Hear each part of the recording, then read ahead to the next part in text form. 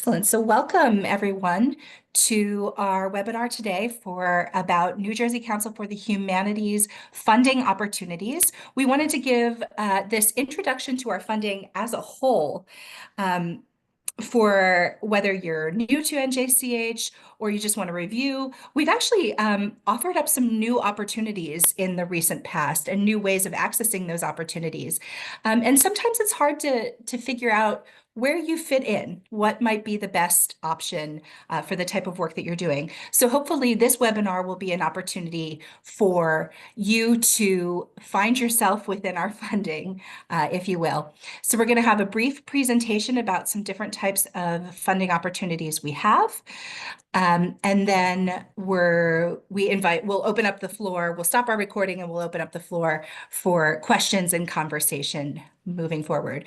If you do have a question along the way while we're still in the presentation mode, please do put it in the chat or write it down, jot yourself a note, anything you need to get us started. Before we officially launch into our presentation, I wanted to give all of us the opportunity to say hello. So hello, my name is Gigi Naglek. I'm the Director of Programs.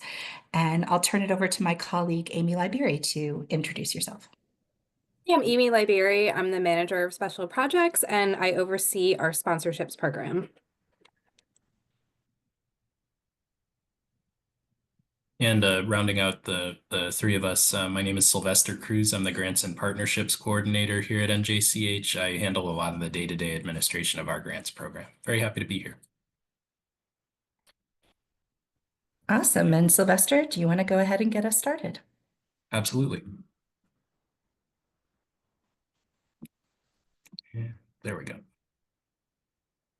Can everyone see the slides okay? Not yet.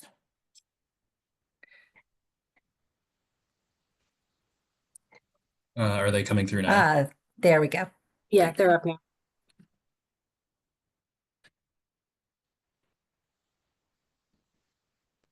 Okay, fantastic. So I'll go ahead and get us started here. Thanks very much to Gigi for starting us off with those introductions, and thanks very much to all of you for joining us on this call. We're very excited to share with you some more information about NJCH's funding opportunities and to sort of get us started.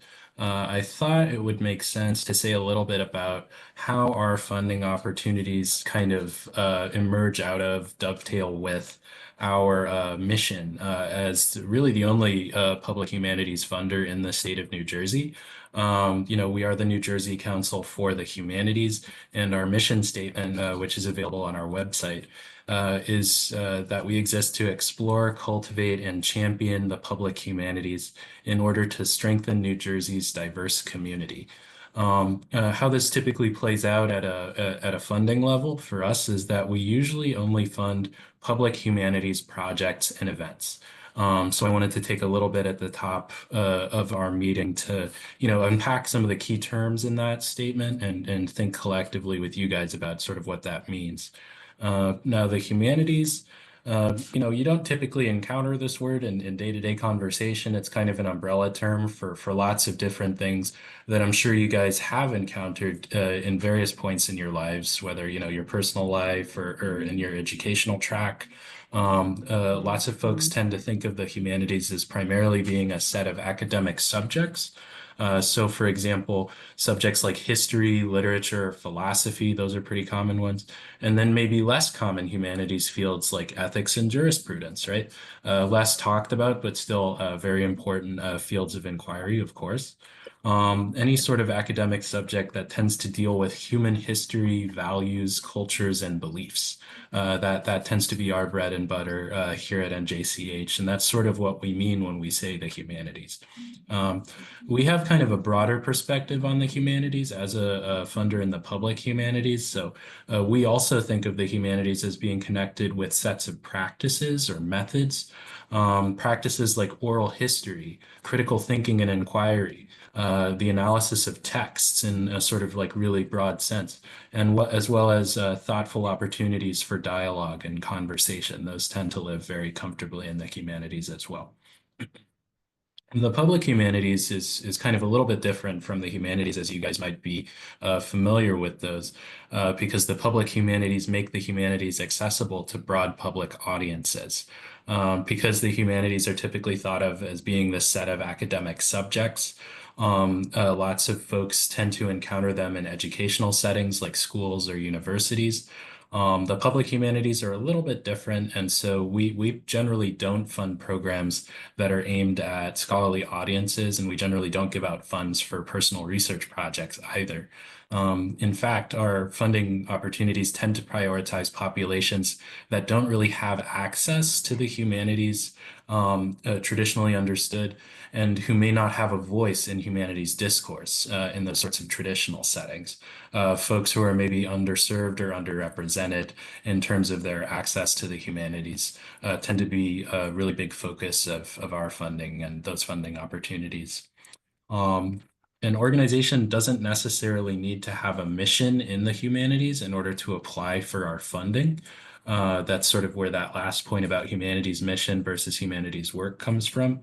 Our funding supports humanities-based projects, whether or not the humanities are at the heart of the mission of the organization. So some examples of organizations that have missions outside the humanities that we've funded in recent years include arts organizations, social service agencies, neighborhood or community groups, public libraries, as well as local government entities. So a pretty broad range. But the project or event that's being proposed for one of our funding opportunities does need to have the humanities at the core of the work that's being proposed. So projects that have, a sort of tangential humanities component are maybe unlikely to be competitive for our funding opportunities and may not even be eligible to receive funds from us. So for a quick example of what we mean by that, painting a picture of Abraham Lincoln is not a humanities project. That's more of an arts-based project, right? And there is a there's a state arts council for that, and they have lots of funding available for that sort of work. But even though Lincoln's a historical figure, painting a picture of him is not a humanities project. An exhibition about Lincoln's life and how his words, his policies, etc., impacted the development of the United States in the 19th century as told through art. Now, that would be a humanities-centered project that'd be a really great fit for our funding lines. So that's sort of what we tend to fund primarily. And at this point, I'll go ahead and pass the mic to Gigi so she can tell us a little bit more about the other side of the coin. Thanks so much, Sylvester. So, Sylvester gave you a little bit of information about what we tend to not fund. I'd like to talk a little bit about, or I'm sorry, what we do fund, excuse me. I'd like to talk a little bit about what some of the things that we do not fund through NJCH. There's certain categorically ineligible projects. For example, we do not fund projects done by individuals. We, at this moment, exclusively fund organizations. And your organization has to be formed for nonprofit purposes, whether or not you're a 501c3 nonprofit, I should mention. You do not have to be a 501c3, but you have to be formed for nonprofit purposes. We do not fund for-profit organizations in any of our programs at present. Some other categories: we do not fund grants, scholarships, prizes, or awards. And sort of related to that, we don't fund for-credit courses through our grants or other programs. And very importantly, we are expressly prohibited from funding direct political and social advocacy. So this isn't sort of advocacy of ideas or advocacy of the value of your work. We're talking about advocacy of particular political beliefs, legislations, et cetera. And we can go into more detail about that if you have specific questions. Most fundamentally, and as Sylvester has already explained, we only fund public humanities work. And there's a lot of projects that are of benefit to humanity that do not fit in under that umbrella of the humanities. Benefit to humanity does not equal the humanities. So some common mistakes: applicants often assume that particular types of projects are automatically center the humanities. For example, this is probably our most common one. Education is not a humanities discipline. For example, In education, we learn math. Math is not a humanities discipline. Social justice initiatives, similarly, may be humanities-based, but are not automatically. Same with some social science work, which is sometimes very much about capturing numerical data, not analysis and understanding. DEAI initiatives do not automatically equal humanities, though humanities can be very useful in approaching questions around diversity, equity, access, and inclusion. There's, as we've already discussed, a lot of overlap between the arts and humanities, but important differences as well. For the record, everything that I've just talked about can be approached through a humanities lens or through humanities-based work. It just is not automatically saying based in the humanities. We talk about these areas as the gray areas, where different disciplines overlap with the humanities, but the eligibility of a particular project and the competitiveness of a particular application may depend on how central the humanities-focused work really is to it. Celeste already gave a great example in the arts discipline that he mentioned. And it's helpful for us to look at these gray areas on a case-by-case basis, since the very specifics of the project are often what either sort of makes or breaks it in terms of it being appropriate for our types of funding. That's a little bit about what we do not fund. Amy, I'll pass to you. Thanks, Gigi. I'm just going to give a quick overview of who is eligible to apply. Sylvester and Gigi mentioned a little bit of this in their overviews as well. So we are able to fund New Jersey-based nonprofits or government agencies. And so that can be libraries, museums, community groups, cultural organizations, and more. Again, Gigi did mention education a bit. For academic institutions, we do invite applications, but you must show that the project engages the community beyond the school. So it cannot just be a university is having a university-focused event. It would need to be open and accessible to the public in order for your project to be competitive. And then our other stipulation is that anyone with a current open grant or funding of any sort, whether it's a sponsorship or you're participating in one of our programs, are ineligible to apply for any other award with NJCH while that current award is open. In order to close an award, you would need to have submitted the final report before you can submit an application for a different program. That is a newer organizational rule and just something to pay careful attention to for organizations that have received different funding from us in the past, just to keep that in mind as you're planning out your strategy for applying for NJCH funding. And our goal with that is really to reach as many members of the New Jersey public as possible with our programming and grants, as many organizations as possible, and funding is competitive and limited. And so while we would love to be able to support everything that comes through, our different funding sources, we are not able to accept everyone. And so this is a way to kind of keep it as fair as possible. And I'm actually going to go ahead and turn it back over to Sylvester, who's going to talk about our grants program. Thanks so much, Amy. Appreciate that.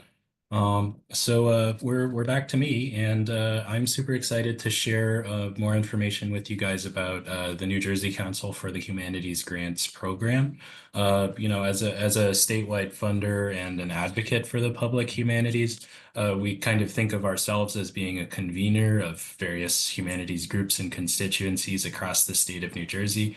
But grant making really is our bread and butter from an operations perspective, and so I'm super happy to talk a little bit more with you guys about the grants program, which is our largest program and our most substantial funding opportunity that we currently have. At this time, we have two main grant lines open to prospective applicants. We run two award cycles every year, one in the fall and one in the spring. The dates associated with our award cycles are currently up on the website, and those tend to stay pretty much evergreen between financial years. So, but more on those dates in just a second here. We have these two grant lines open. We run two award cycles every year for both of these lines. And our incubation grants tend to support the development of new or the reimagining of old programs. That's primarily our planning and development grant funding line. And our action grants support the implementation and expansion of new or existing projects. So that's more of a traditional kind of project-based grants program.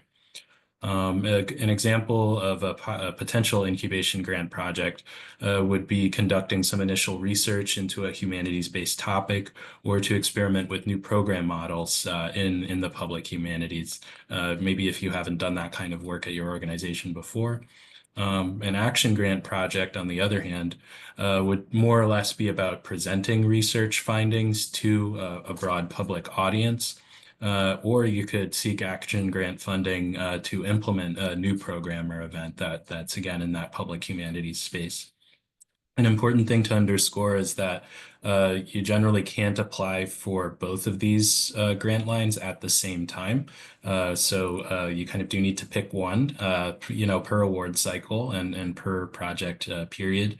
Again, this sort of goes back to what Amy was saying a little bit earlier. We do have limited funding available. There's a lot of competition for it, and we try to be as equitable as we can in terms of how we're distributing that funding across the state. So one application per cycle at this time. Incubation grants, again, are primarily about research, planning, and development. Incubation grants are a good fit for your organization if you still have significant questions about your project, even including whether or not that project is viable. And something we like to say around the office here is that failure is an option with an incubation grant. There's a lot more room for experimentation and drift in terms of the scope of work of the project or the project budget and all that good stuff within this grant line specifically. By contrast, the action grant line is only about implementation. This is a grant line that's for you if you know what you want to do, and most, if not all, of the key components and contributors to the project being proposed have been identified at time of application. So that's a helpful way to kind of hold that distinction in your mind. Action grant projects can also be pilot projects. So being a new initiative doesn't automatically make it an incubation grant. So just an important point to underscore there. Some important dates to keep in mind with our spring round that we'll have coming up early next year. I wanted to let everyone know that we will be holding a short information session over Zoom about best practices for applying for an NJCH grant. And that's going to be happening in late February, just before the LOI period for our spring award cycle opens on March 1st of 2025. You guys will be able to register for that through the link on our events calendar, which is on our website. And that should be up by the end of this week, depending on how busy our communications consultant is. Again, our LOI period for the spring award cycle does open on March 1st with a full application deadline on April 15th of 2025. I do want to draw everyone's attention to the draft review deadline, which will be on April 4th of 2025. It's a sort of free service that we offer. Program officers will take a look at your proposal or even parts of it. If you just have bullet points in an email that you want us to look at, we'll look at that. And we do offer feedback as long as you submit your request for feedback before that date of April 4th. And we do strongly encourage everyone to take advantage of this free service. Generally, folks tend to perform better at the evaluation stage if they've had one or two or a million conversations with us in advance of submitting their full applications. So we're always happy to chat. And moving ahead to this next topic. So the full grants calendar for the program is available on our website 24/7. And in terms of getting started with submitting an application, the best place to start is always going to be with reading our grant guidelines, which again are available on our website 24/7. You can access the grants overview page on the website via this link, which we have on the slide here. njhumanities.org/grants. That will take you to the overview page, and from there you can navigate to the incubation and action grant pages, which contain all of the necessary information for that respective grant type. The main difference between the two is the eligible projects section, so you guys might want to check that out if you're considering submitting an application. And our grant guidelines are actually consistent across both of the incubation and action grant opportunities. A link to access a PDF of those guidelines is available on the overview page, which you can access through that link. After you've spent a little bit of time with the guidelines, gotten familiar with the requirements and everything like that, you can navigate to our application portal, which is available through this second link that we have on the slide there. If your organization already has an account with us, we recommend that you sign in to your profile during the award cycle, and you will see the links to access both the action and incubation grant applications on your user dashboard when you sign in. If your organization doesn't have an account with us, you do have the option to create one from the welcome page when you navigate, to it through that link that we have on the slide there. If you have any difficulties with doing that for whatever reason, you can always reach out to us at our grants email address, which is grants@njhumanities.org, so that program staff can assist you in setting up your account and navigating the application process. After you've gotten familiar with the portal, best practice is to submit an LOI, which is actually required for all of our grant funding opportunities. We do want to underscore that the LOI, although it's required, it is not competitive. So we recommend not spending a ton of time on this. It's a very short form that just collects just like very brief, superficial information about your project. The most important thing is for us to see a brief project description so that we can screen your proposal for eligibility at that early stage. After you've submitted your LOI, you'll receive a link in the confirmation email to schedule a draft review appointment with one of our program officers. We highly recommend that you guys do so if you want to go ahead with submitting a full application in any of our award cycles. Definitely underscore the usefulness of that service. A couple important considerations to keep in mind is that all of our grant funding opportunities are project grants, not general operating support grants. We do understand that project grants can maybe be a little bit tricky for smaller organizations in particular, where the project or program being proposed is actually really key to the core operations of the organization. Definitely get in touch with us to have those conversations. We're always available to help you think through best practices and what's going to be a good fit for your organization with the funding opportunities that we have available. Our awards in the grants program range from a minimum of $3,000 to a maximum of $15,000. Those do come with a one-to-one matching requirement. That matching requirement can be satisfied with any combination of cash and in-kind contributions.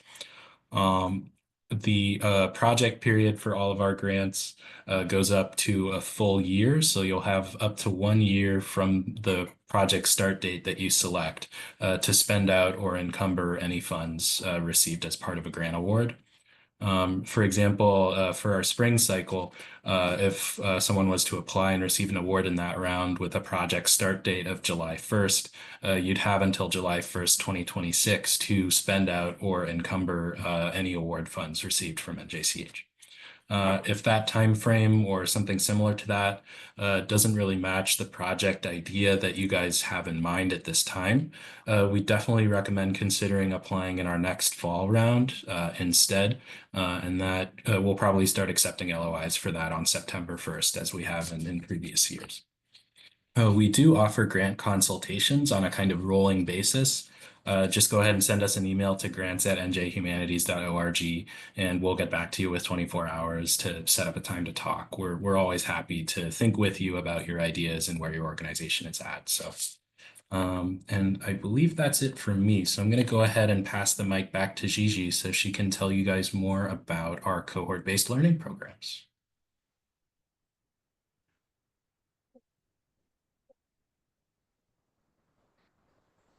Oh, I don't think we can hear you, Gigi. There might be a little bit of a mic issue.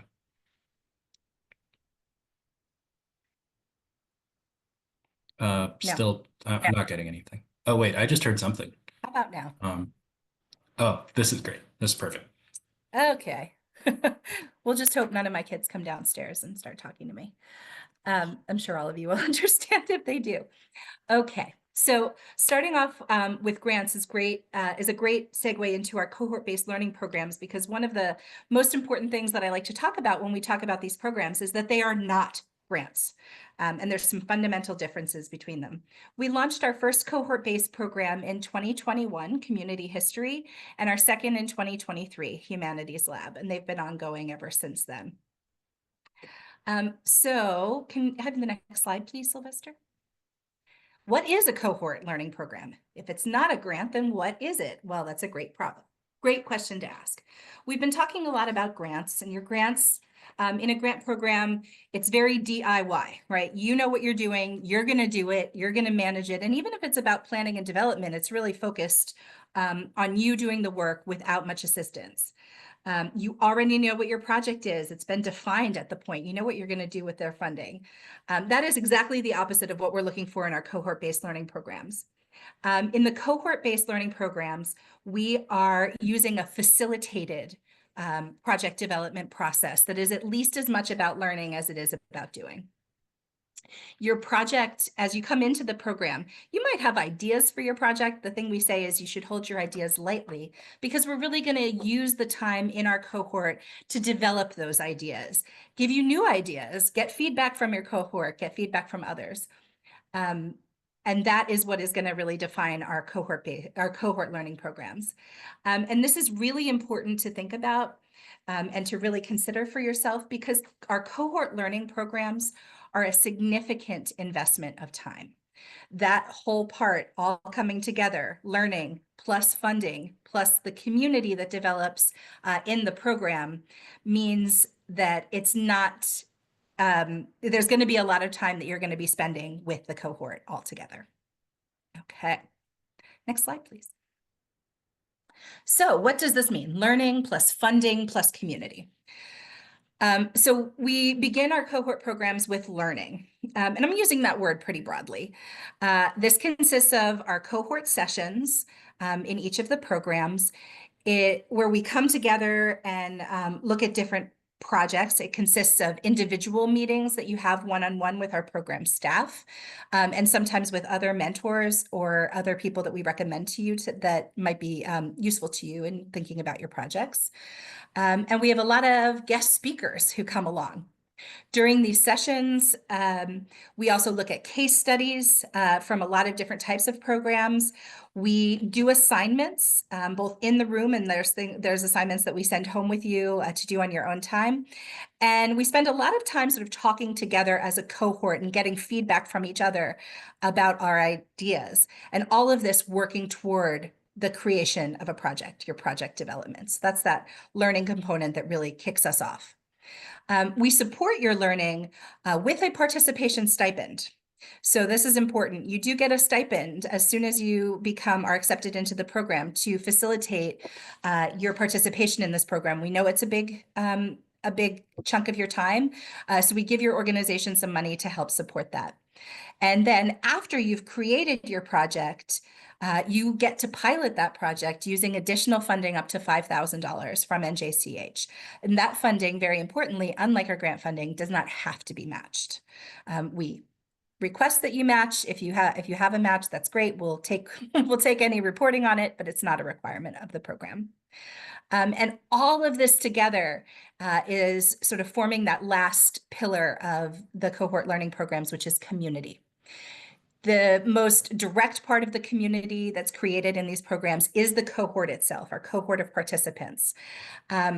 But our guest speakers and our program staff become part of that community. And past cohort participants become part of that community. Mentors that we bring in become part of that community. And we really strive to keep that community ongoing, even past when you're actually in the cohort, through ongoing meetups with your cohort group for about a year afterward while you're all in your project period. They're optional, but they're great. They're really fun to sort of dip back in and check in with. And we also have ways that past cohort members participate in helping to select and serve as mentors for new cohorts as they come along through our community advisory boards, as they're called. Next slide, please. We currently have two community or cohort-based learning programs, Community History and Humanities Lab. They have slightly different timelines, and they have very different objectives in them.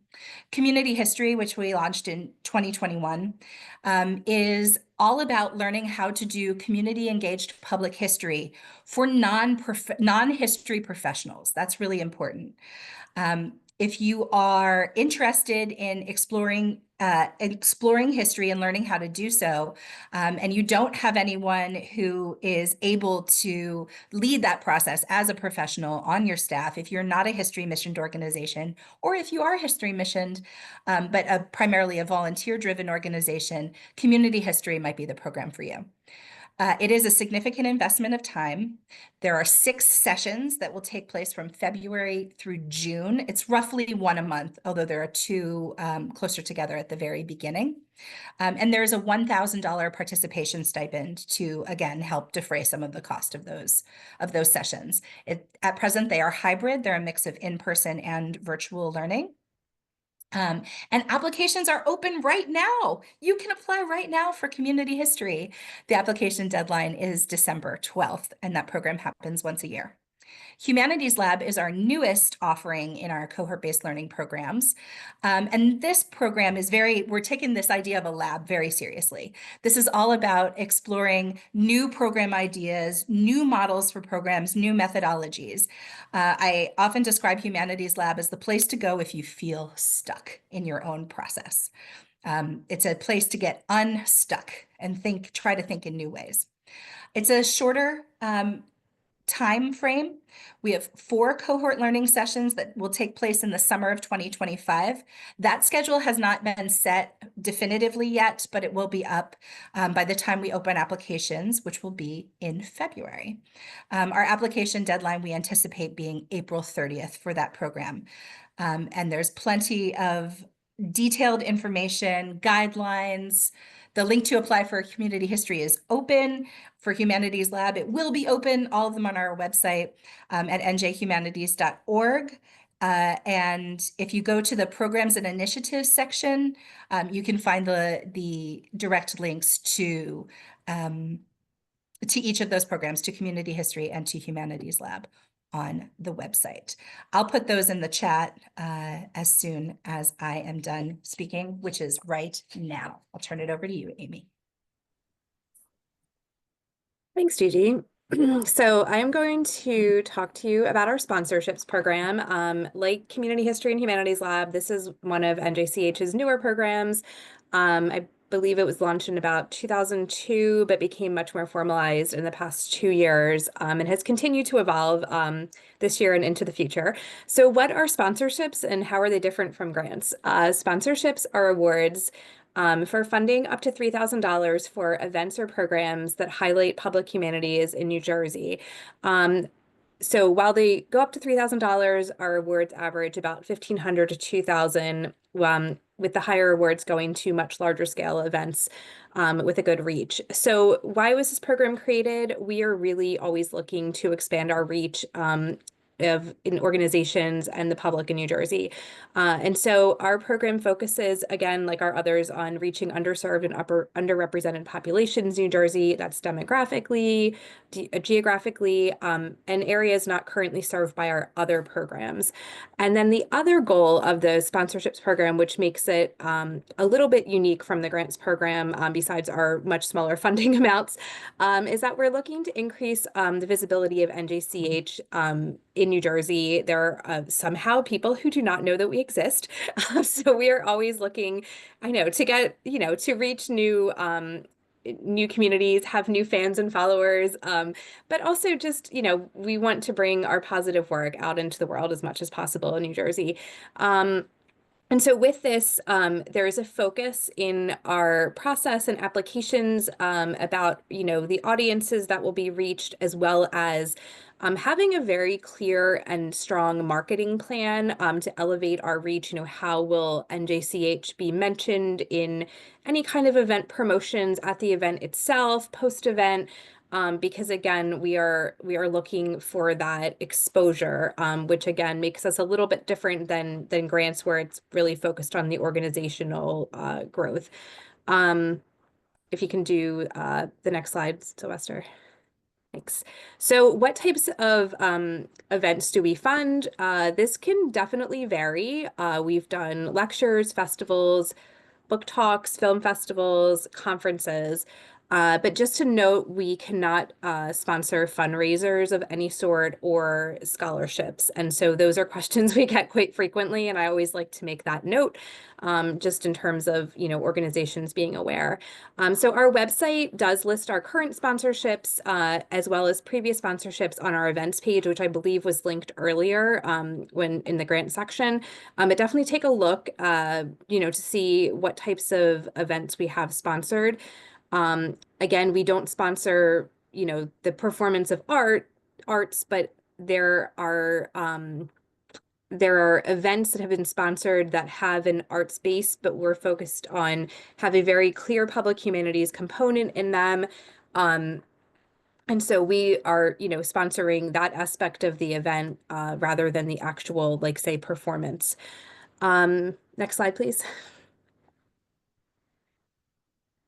Oh, for some reason that text changed and I apologize. The color is not obvious, but I will give you this information if you can't read the subtext. So our focus, again, is on access. So the events that we're sponsoring must be free or low cost and open to the general public. If you're not sure what low cost means, that's something we would have in our conversation before you would apply. Low cost can mean different things depending on what the actual event itself is. Private events, events for solely university communities or schools or things like that are not able to be funded. Again, it has to be something that's open to the community and the general public. And it does not, again, need to be free. It just needs to be something that's accessible and affordable that, the general public would be able to attend. Audience would be mainly, the main focus would be on reaching New Jerseyans, and the events must take place in New Jersey. And ideally, we're looking for things, again, that help to expose new audiences to the public humanities.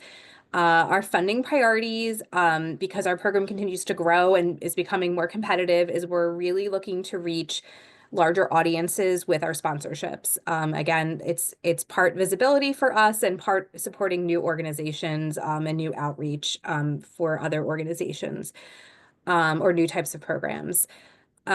We do have a very detailed sponsorships guideline on our website, which I will link in the chat. Actually, thank you. Thank you, Gigi. And so what's different between grants and sponsorships is we are a rolling program each fiscal year. And so we do not have deadlines. However, we do ask that you apply at least 2 months prior to your intended event or program. And that is so that there is enough time for the application to go through and for marketing to take place, and that we can make sure the funding and everything goes through in time. And you are limited to one award per fiscal year. And so that goes November to October for us. We cannot, just because of the competitive nature, we're not able to award more than one sponsorship to an organization each year.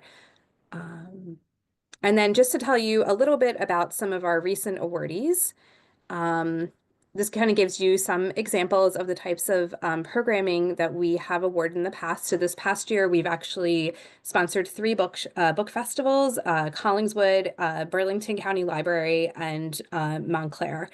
We've also funded cultural heritage events. We most recently did the Multiverse of African Cultural Heritage at Wheaton Arts in Millville, and Nobuntu at the Grunin Center, which was a quartet from Zimbabwe that also talks about the culture and the impact, women's lives. And so it was a very wonderful event where there was two parts. You know, there was the public end, and then there was some for schools in the community the next day. And so that was again like something where we can combine the humanities with the arts, one of those gray areas. And then we also fund event series. So this does not have to be a 1 day program that you're thinking of when you're thinking of sponsorships. We this year hosted an event series at Morven Gardens called So You Think You Know Civics. There was a monthly event that was related to that over actually 6 months, with 6 months as our max in terms of having a program series and funding with the sponsorships. We've also hosted a series of events at Wallace House and Old Dutch Parsonage for Arabella Barlow's birthday. And so these are just some examples of the types of events that we've sponsored. And I'm always happy to, talk with you about whatever your ideas are and see if it's a good fit for our program. And if it's not, sometimes it can, we can all direct each other to direct you to one of our colleagues in terms of the types of programs that might be a good fit. And so I'm always, you can reach out at sponsorships@njhumanities.org. I'll put that in the chat for you. And I'm happy to meet with anyone who's interested in this program.